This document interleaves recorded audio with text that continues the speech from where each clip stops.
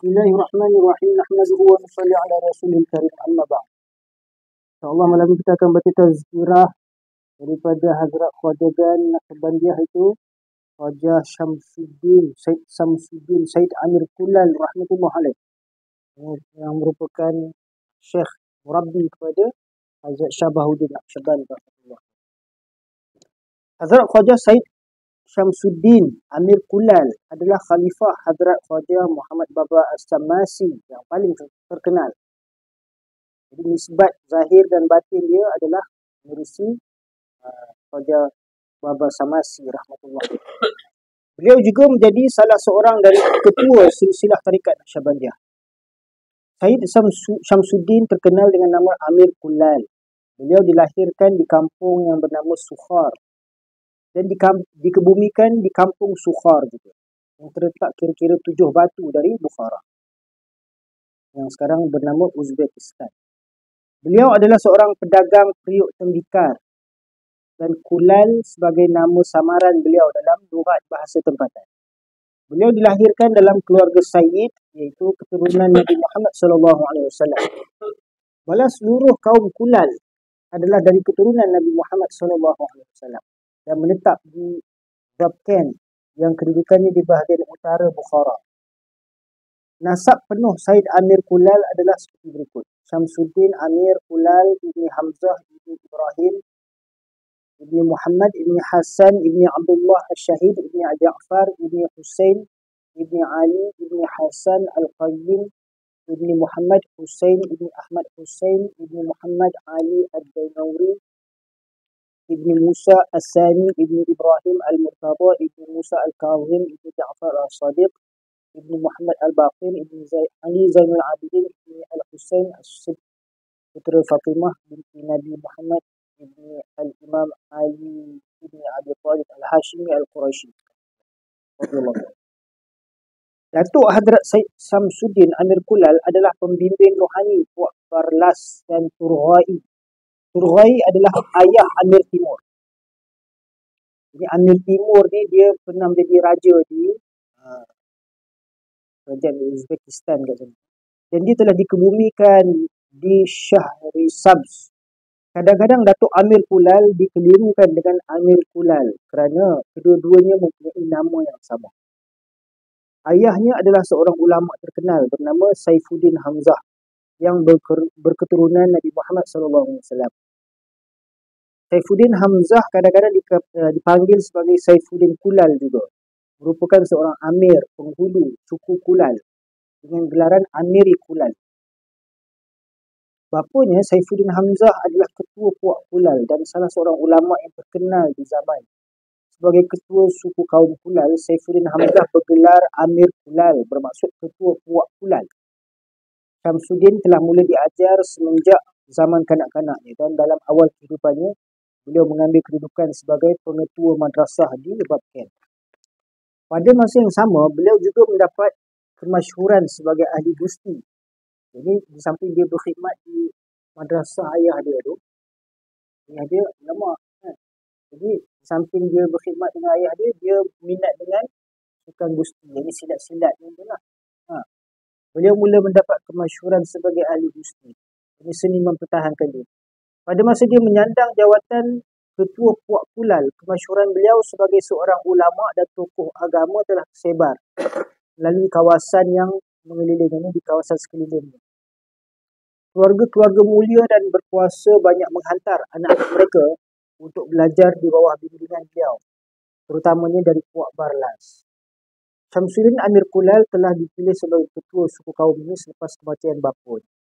Walaupun semua ketua Puak Kulal telah dipanggil dengan gelaran Amiri Kulal, namun gelaran Amir Kulal telah menjadi lebih sinonim dengan Hadrat Syamsuddin Said Amir Kulal.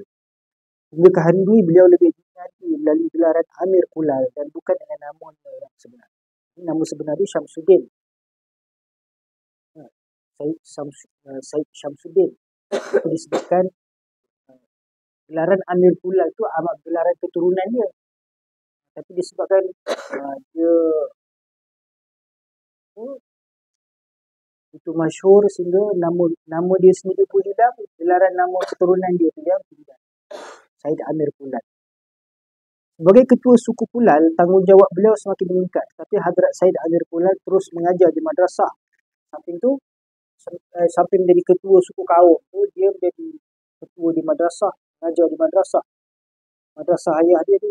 Salah seorang daripada murid-murid Amir Pulal yang paling terkenal adalah Bahaudin Aqshaban Al-Bukhari yang pernah bekerja sebagai algojo di Bukhara. Algojo ni tukang rotan ataupun tukang bunuh, tukang pancung. Di bawah pemerintahan Qazan Khan bin Yasir. Hadrat Said Amir Pulal mempunyai anak didik rohani yang ramai. Murid-murid dia ramai. Antara yang paling menonjol adalah Turghai yang sebelum ini telah dipengaruhi oleh Datuk Said Amir Pulal.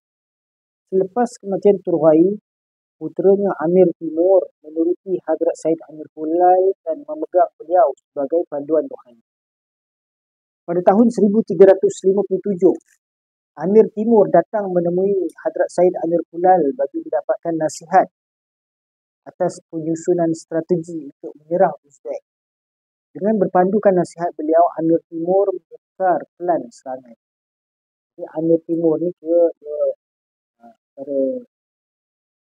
kerabat raja lah. Dia ni sedang berebut kedudukan takhta kerajaan kat Uzbekistan.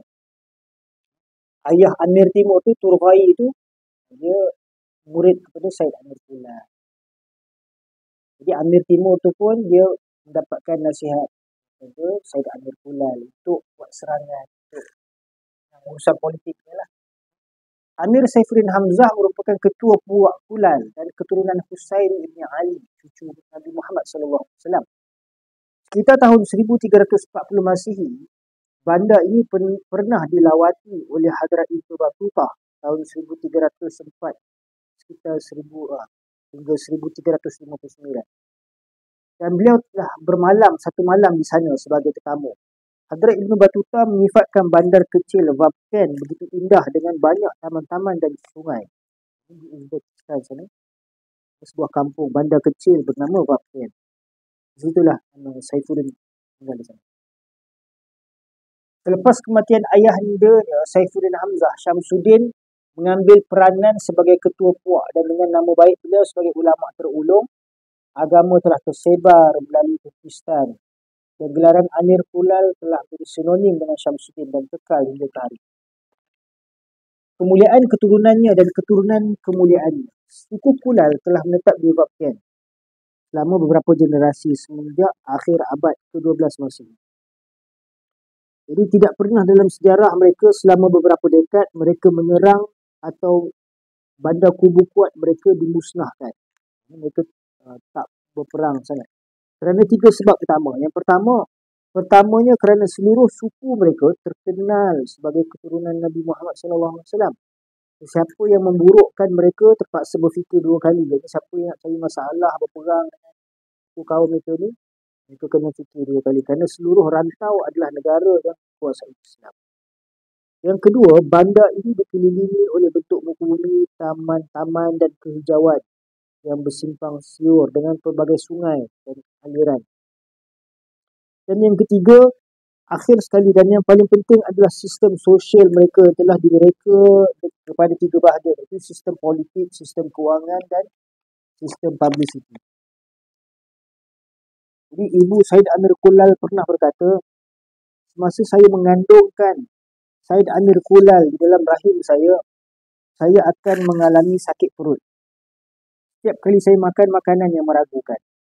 Apabila hal ini telah terjadi beberapa kali, saya sedar semua itu adalah disebabkan sifat seri anak yang saya kandung dalam rahim saya. Dan bahawa dia adalah makhluk yang luar biasa. Selepas itu, saya menjadi sangat berhati-hati pada setiap ketul makanan yang saya ambil ke dalam mulut saya. Dan saya menunggu anak saya dengan harapan yang tinggi. Dalam kenyataan lain, ibunya diriwayatkan telah berkata, apabila saya hamilkan dia, setiap kali tangan saya pergi ke arah makanan yang syubhat, saya tidak dapat menyampaikannya ke mulut saya. Inilah yang berlaku kepada saya banyak kali. Saya tahu bahawa saya mempunyai seorang yang istimewa di dalam rahim saya. Saya berhati-hati dan memilih makanan saya dari makanan yang terbaik dan tentunya halal. Ibunya berkata bahawa di zaman kanak-kanaknya, beliau adalah seorang yang meminati gusti. Dalam usia mudanya, Hadrat Said Amir adalah seorang yang berminat penuh untuk menjadi sebagai ahli gusti. Beliau telah belajar dan mengamalkan semua seni mempertahankan diri sehingga beliau menjadi salah seorang ahli gusti yang paling terkenal pada zamannya. Sekarang kita tengok Khabib. Kan? Tengok macam mana style dia orang gusti tu. Macam tu lah. Dia orang gusti dia orang dia training dengan beruang. Dia orang. Jadi Said Amir Pulai daripada kecil dia minat memang itu sukan tu. Semua ahli gusti akan berkumpul. Beliau telah belajar dan mengamalkan semua seni mempertahankan diri sehingga beliau menjadi salah seorang ahli gusti yang paling terkenal pada zaman. Semua ahli gusti akan berkumpul di sekeliling beliau untuk belajar dari beliau. Ramai orang akan berkumpul untuk menyaksikan beliau bergusti dan mereka akan mengikuti perlawanan dengan penuh minat. Khabib lah. Khabib kan. Rusia kan. Pada satu hari, salah seorang penonton lelaki yang menonton beliau mendapati dirinya sedang bergelut dengan suatu fikiran yang datang ke dalam hatinya. Bertanya-tanya dengan persoalan berikut. Jadi, bagaimana seorang Said berketurunan Nabi yang amat berpengetahuan syariat dan tarikat, yang alim, semoga Allah memberkati beliau dan memberinya keamanan, boleh terlibat dalam sukan gusti ini? Bagaimana dia boleh menikmati sukan remeh yang boleh dianggap sebagai perkara bid'ah ini? Pada ketika itu, tidur menguasai dirinya hingga terlena. Jadi ketika dia tengah bergusti, tiba-tiba datanglah sekiranya. Ketika berada dalam hiburan perlawanan gusti itu, dia telah bermimpi dan di dalam mimpinya, lelaki itu melihat bahawa kiamat telah berlaku dan bahawa dia sedang berada dalam payah terkial-kial, lemas di dalam air. Kemudian tiba-tiba Hadrat Said Amir Pulai muncul di hadapannya dan dengan kekuatan tenaganya telah menarik dia keluar dari air tersebut dengan sekali tunda. Lelaki itu bangun dan dia menyadari bahawa Hadrat Said Amir Pulai telah memerhatikannya semasa perlawanan gusti. Said Amir Pulai menunjukkan pandangan kepadanya dari jauh. Adakah kamu menyaksikan kuasaku dalam gusti dan kuasaku dalam syafaat? Ya, kami menjalankan amalan yang bergelut untuk menyelamatkan orang biasa seperti kamu dengan menyeret kamu keluar dari kancah. Jadi ketika dia tengah bergusti tu, ada orang penonton tu tengok satu orang ini boleh main gusti buang masa. Dia pun tengah-tengah dia menonton gusti tu, dia pun panik. Selena dia tengah-tengah tidur tu, dia mimpi dia tengah lemas, Said Amir Pulai yang datang selamatkan dia. Dia pun terkejut. Dia kata, bila dibangun, Said Amir Pulai pun kata, adakah kamu menyaksikan kuasaku dalam gusti dan kuasaku dalam syafaat? Ya, kami menjalankan amalan yang bergelut untuk menyelamatkan orang biasa seperti kamu dengan menyeret kamu keluar dari kancah. Pada hari yang lain, Hazrat Khawaja Muhammad Baba Samasi telah hadir di gelanggang gusti. Beliau telah duduk di suatu sudut dan menonton gusti. Sebagian dari para muridnya mendapati keadaan ini sangat pelik bagi diri. Murid-murid Khawaja Baba Samasi pun pelik lah. Kenapa Tok Syekh nak tengok gusti pula? Sebagian para murid mendapati keadaan ini sangat pelik bagi diri. Mereka tertanya-tanya bagaimana Tuan Khawaja yang terhormat sempat memberikan perhatian kepada cermin mata yang tidak bernilai. Buat apa nak kena tengok perlawanan gusti? Buat apa buang masa je. Tapi melalui perasaan hatinya, beliau dapat menyedari persoalan mereka ni. Ini murid-murid dia tanya dalam hati dia. Tanya, tapi tak cakap dalam hati je. Jadi, Khawaja Baba Samasi dia tahu melalui perasaan hati. Jadi, dia bertindak balas dan berkata, dalam arena ini, wira berjuang dengan izin yang perhati, penjagaan dan persahabatan supaya banyak wira akan mencapai kesempurnaan. Saya berdiri di sini demi seorang dan pandanganku ditujukan kepadanya. Ini Baba Samasi nak bagi tawajuh kepada Said Amir Pulai. Adalah menjadi hasratku untuk memikat hatinya. Dia akan menjadi seorang yang berpengetahuan hebat. Semua orang akan datang kepadanya untuk panduan.